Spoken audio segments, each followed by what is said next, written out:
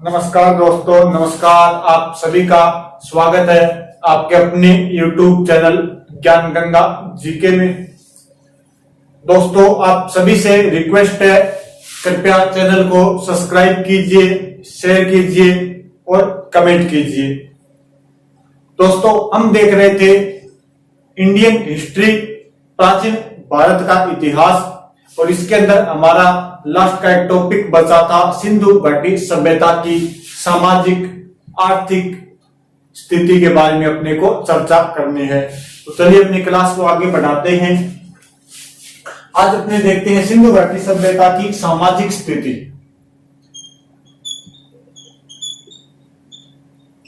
सिंधु घाटी सभ्यता की सामाजिक स्थिति। इससे पहले अपन ने सिंधु घाटी सभ्यता की नगरीय नियोजन देख चुके थे। आज हम देखते हैं उनका सामाजिक जीवन कैसा था, उनकी सामाजिक स्थिति कैसी थी। सिंधु घाटी सभ्यता की अगर सामाजिक स्थिति की बात की जाए तो इनके अंदर जो परिवार था वो मातृसत्तात्मक था। मातृसत्तात्मक संयुक्त परिवार थे। मातृसत्तात्मक संयुक्त परिवार। परिवार जो था वो मातृसत्तात्मक था, यानी परिवार में माता की चलती थी जो परिचय दिया जाता था वो माता के आधार पर दिया जाता था। वर्तमान में जो अपना परिवार है वो पितृसत्तात्मक है, अपने पिता के आधार पर अपना परिचय दिया जाता है। और संयुक्त परिवार था, एकल परिवार बहुत कम, न के बराबर ही वहां से मिलते हैं। समाज संभवतः 4 भागों में विभक्त था। समाज संभवतः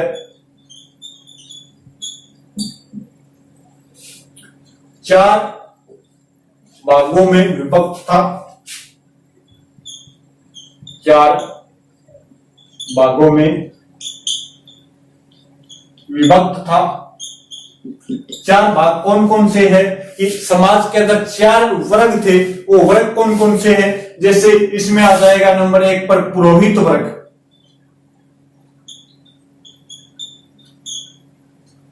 पुरोहित वर्ग। तो सिंधु घाटी सभ्यता में अपने देखते हैं कि पुरोहित वर्ग का भी वहां पर मुख्य स्थान था। पुरोहित वर्ग भी समाज का एक महत्वपूर्ण अंग था। इसके अलावा नंबर 2 पर आएगा व्यापारी वर्ग। व्यापारी वर्ग। तो अपने देखते हैं जो सिंधु घाटी सभ्यता है वो पूरी की पूरी व्यापार पर उसकी अर्थव्यवस्था निर्भर करती थी। इसके अलावा है किसान वर्ग।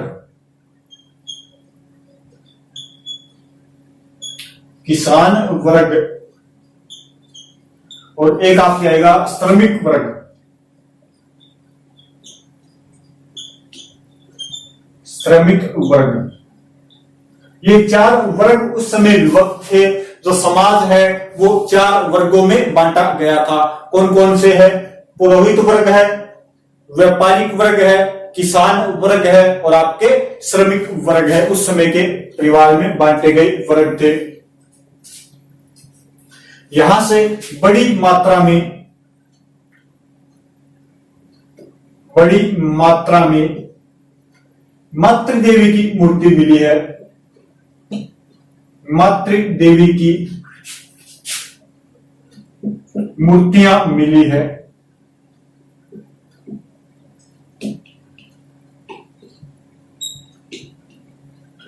मातृदेवी की मूर्तियां मिलने का मतलब है भी सही परिवार के साथ आपके मातृसत्तात्मक परिवार था। इसके अलावा सिंधु घाटी सभ्यता के लोग शांति प्रिय माने जाते हैं। यह संभवतः अपने अनुमान लगा रहे हैं। यह संभवतः शांति प्रिय रहे होंगे। शांति प्रिय स्वभाव के रहे होंगे। अब अपने को कैसे पता चला कि शांति प्रिय रहे होंगे और ज्यादा युद्ध वगैरह या मारकाट में विश्वास नहीं करते होंगे? तो अपने को इससे पता चलता है कि यहां पर जो भी हथियार मिले हैं वो बहुत कम मात्रा में मिले हैं। क्योंकि इस लाइन का भावार्थ है क्योंकि क्यों मिले हैं, क्योंकि हथियार बहुत कम मात्रा में मिले हैं, बहुत कम मात्रा में मिले हैं।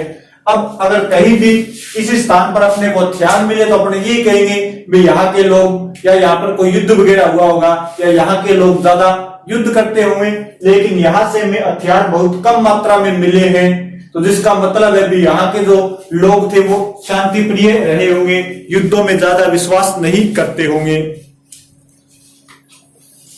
इसके अलावा यहां पर पुरुष व महिला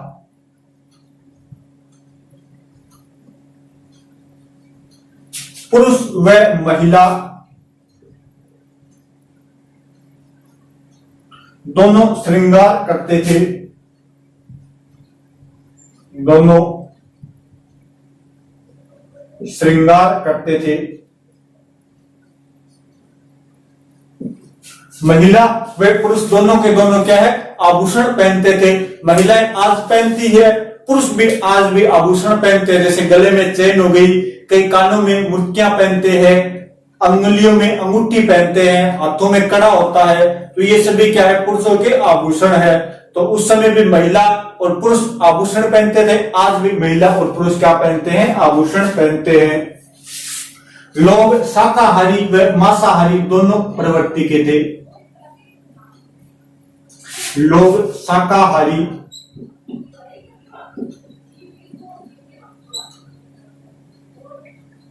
व मांसाहारी दोनों प्रवृत्ति के थे।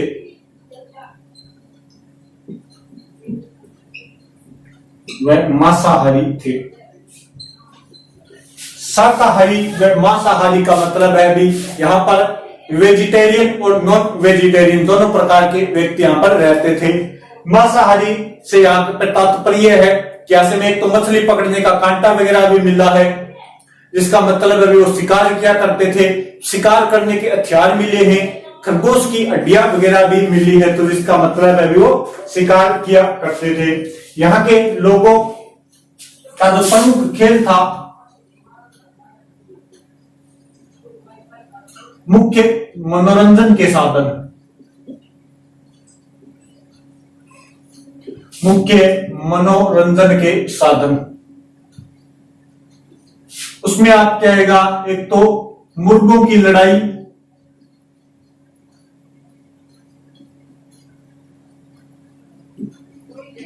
मुर्गों की लड़ाई करवाई जाती थी। मुर्गों द्वारा जो लड़ाई की जाती थी उससे लोगों का क्या किया जाता था, मनोरंजन किया जाता था। शतरंज,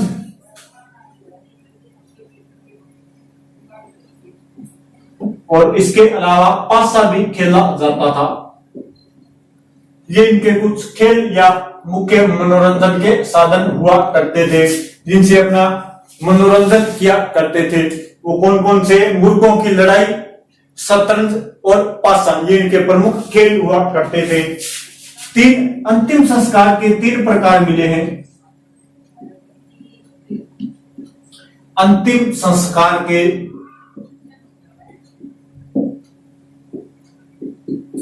अंतिम संस्कार की 3 विधियां प्रचलित थी।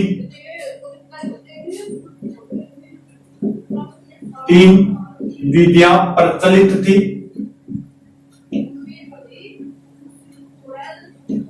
वो कौन कौन सी है? पहली होगी आपके पूर्ण समाधान,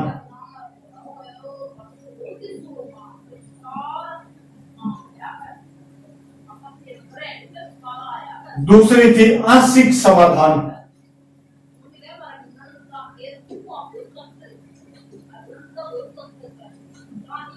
और तीसरी थी दाह संस्कार।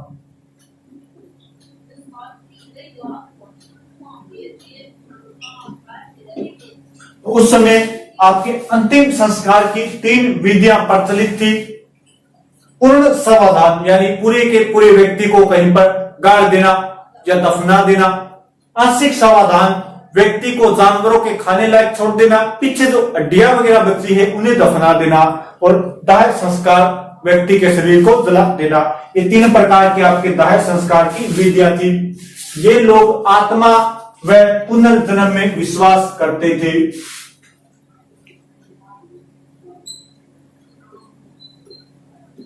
आत्मा व पुनर्जन्म में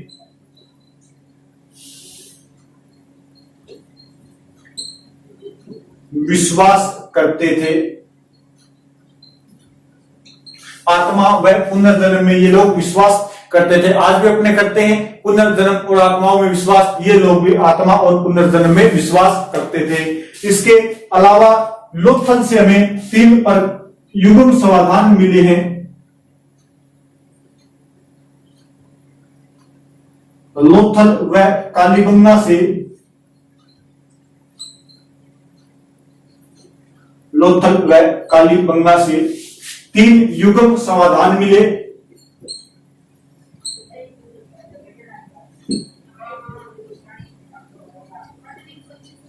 इन युग्म समाधान हमें प्राप्त हुए हैं, यानी लोथल और कालीबंगा से 3 ऐसे समाधान प्राप्त हुए हैं जहां पर महिला व पुरुष को एक साथ दफनाया गया था।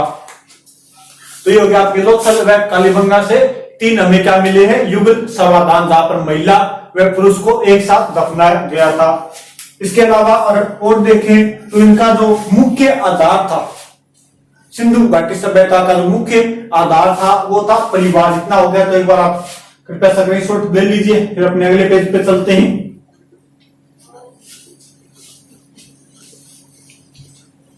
इनका जो मुख्य आधार था वो था परिवार।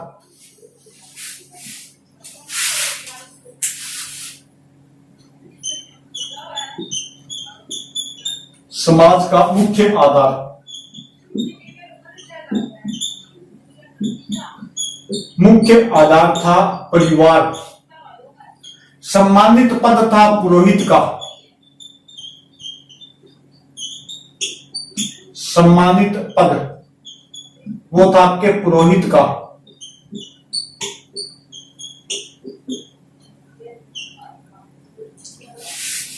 समाज के अंदर जो मुख्य आधार था वो था परिवार, और समाज के अंदर जो मुख्य सम्मानित पद था वो था पुरोहित का। इसके अलावा ये लोग गेहूं,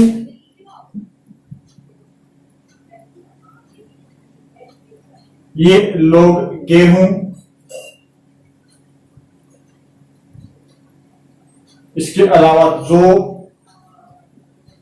सरसों, तिल आदि से परिचित थे, आदि से परिचित थे। गेहूं हो गया, जौ, तिल, सरसों आदि से ये लोग क्या थे, परिचित थे। परिचित अगर नहीं थे, किस अनाज से परिचित नहीं थे, तो ये लोग बाजरा व चावल से परिचित नहीं थे। बाजरा व चावल से अपरिचित थे।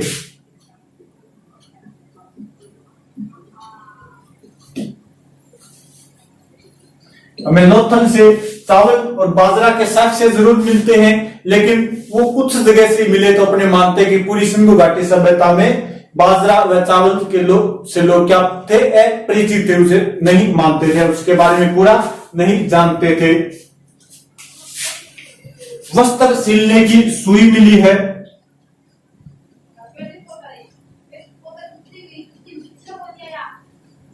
वस्त्र सिलने की सुई प्राप्त हुई।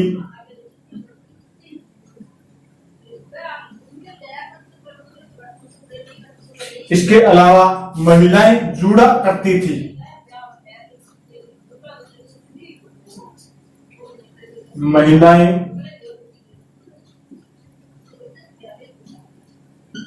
जूड़ा करती थी। पुरुष लंबे बाल व दाढ़ी रखते थे।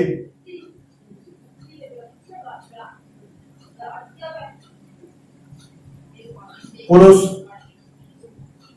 लंबे बाल व दाढ़ी रखते थे।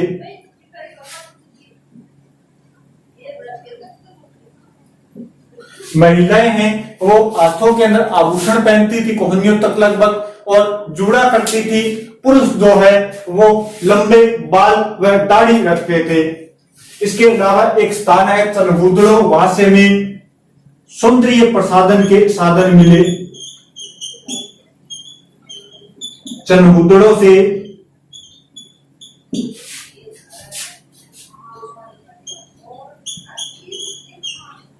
सौंदर्य प्रसाधन के साक्ष्य प्राप्त हुए।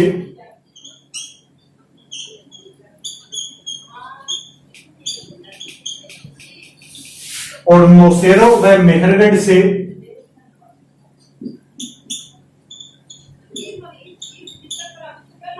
नौशेरो व मेहरगढ़, ये दोनों के दोनों स्थान आपके पड़ते हैं पाकिस्तान के अंदर। नौशेरो व मेहरगढ़ से सिंदूर से मांग भरी, सिंदूर से मांग भरी मूर्ति प्राप्त हुई।